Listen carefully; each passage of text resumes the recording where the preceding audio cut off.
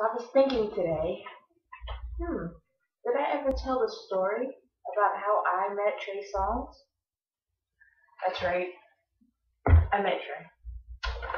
Not recently. This was 3 years ago before he was famous. I mean, he was famous, but he wasn't like he is today. Like he wasn't Trey Songz. He was just Trey Songz. But anyway, if you don't believe me, you see that? That's me, and that's him. 3 years ago, I was in the 10th grade. Jasmine and Trey Songz, May 3rd, 2008, SUNY Albany. So how it started was, first of all, I want to say that a lot of people started being fans of Trey, like after Can't Help But Wait and all that. I wasn't one of those people. I've been like interested in Trey since 2006. Yeah, even now since 2005, I haven't. I mean, when he first came out, I was like, who is this nigga? But afterwards, I started taking an interest in him, and I've been a fan, like a real fan, a lot longer than most of y'all have.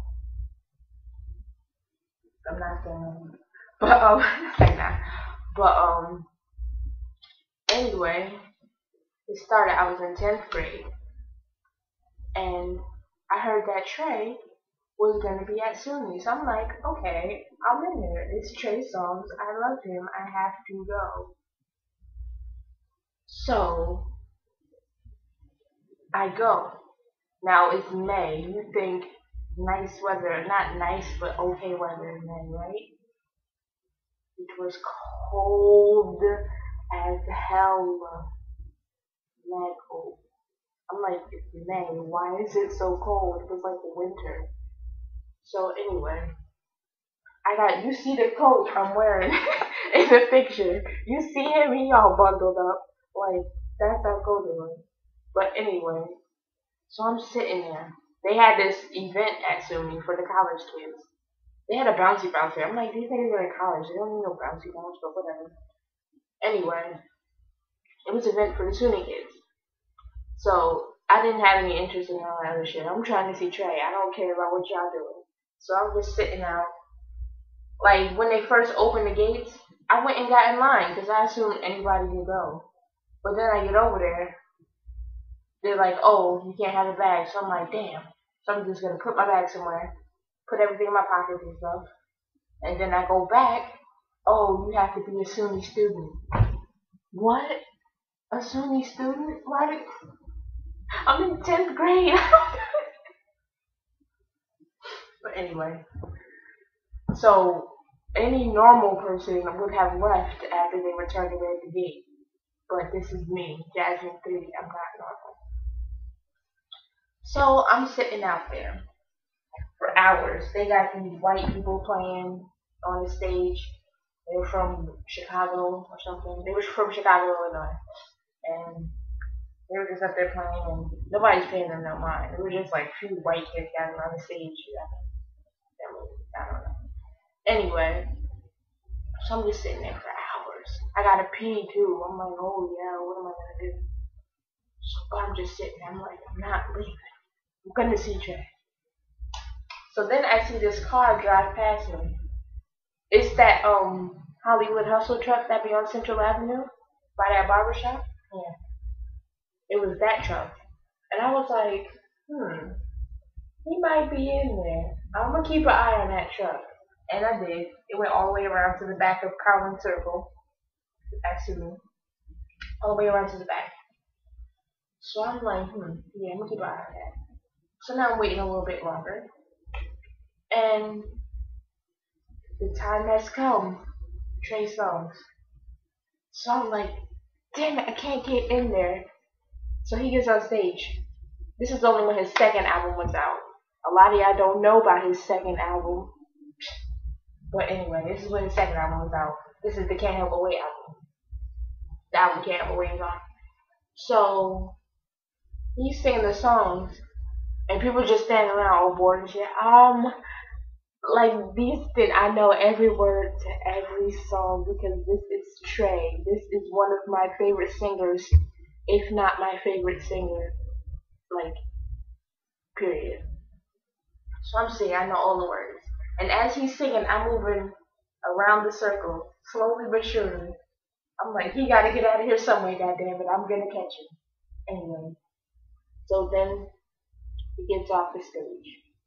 And I see mad girls running towards the back. So I'm like, oh shit. So I just started running. And then he's back there, signing autographs. The girls are taking pictures of him. I'm like hyperventilating because it's Trey Songz. He's like 5 feet away from me. I'm just like, anyway. So he signed his girl's hoodie. It was her birthday. So he's autographing her hoodie. And I'm just sitting there waiting patiently. And then he turns as if he's about to leave. So I called his name. I said, Trey. I really said that. I'm like, Trey. Like, I know this nigga. He turns around. And then his bodyguard come out of nowhere. Trey's bodyguard is a real mean, black looking nigga. Like, mean looking. Like, he will eat your ass. His name is Kitty.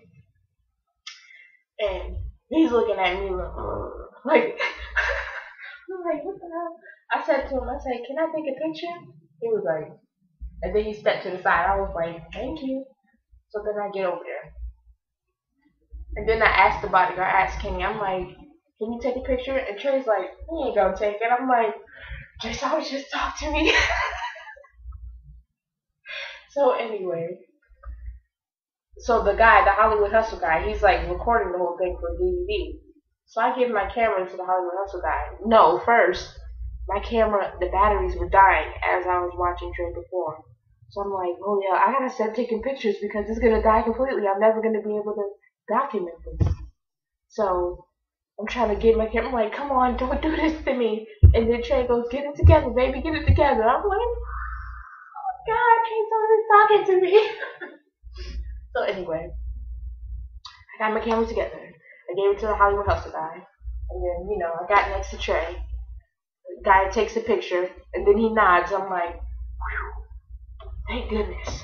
So he gives me the camera, and I just walk away. Because that's like, I probably should have stayed a little bit longer. Trey wasn't staying longer because it was cold as hell, and I do not blame him for leaving. He got right back in that car, and I don't know where they went. I went and got my ass on the bus. I got my picture. I was good. Anyway, so like I mentioned before, I really had to pee. So I stopped at my aunt's house. Showed them the picture. Like, oh my God. I was like, oh my God. And then I went home. But the thing I wanted to talk about, like right now, is the security at SUNY. They were terrible. If Trey's bodyguard hadn't been there, anybody could have died. Because I could have had a goddamn bomb strapped to my chest. There would be no Trey Songz that you know and love today. The SUNY security, they were terrible. I mean, they did turn me away. That was okay. They did their job there, but ain't nobody stopped me. I was right there next to Trey. They was too busy about the other screaming girls. They wasn't worried about me. They say you should watch the quiet ones. They wasn't watching me. And I'm glad they wasn't, because I wouldn't have this. That's right, nigga. I got it printed out. There's a copy on my refrigerator, too. I don't understand how important this is to me. This is Trey Songz. You look. Get closer. You see that face? Look, it's him. Ain't no denying it. That was the happiest day of my life. The happiest day of my life. I've never seen Trey perform since then. I've never met him since then. I would love to. Don't get it twisted. I would love to, but I haven't. And because he's Trey Songz now. Like, I got his poster on my wall. He's Trey Songz now. So, unless you're willing to pay for meet and greets, which I'm not, to be honest, you're not gonna meet him. You're really not. And he's selling out arenas and stuff. He's at Madison Square Garden, and Staples Center, and stuff like that. He's the man now. He wasn't the man back then. He still had braids back then. That tells you a lot. But there's no way I would be able to get that closer to them. And I'm glad I did. This girl in my class in 5th grade, she was jealous because she liked Trey too. She was like, I hate you. I was like, I know you do. Keep hating. But yeah, that was a beautiful day. Not beautiful like the weather was ugly, but it was a beautiful day. Trey was beautiful. His whole aura was just heavenly. Like his entire being was just magnificent. There are no adjectives to describe how great it was. Anyway, I just thought I'd share that story. I drifted off for a second there. But yeah, I wanted to share that story. Okay. Alright.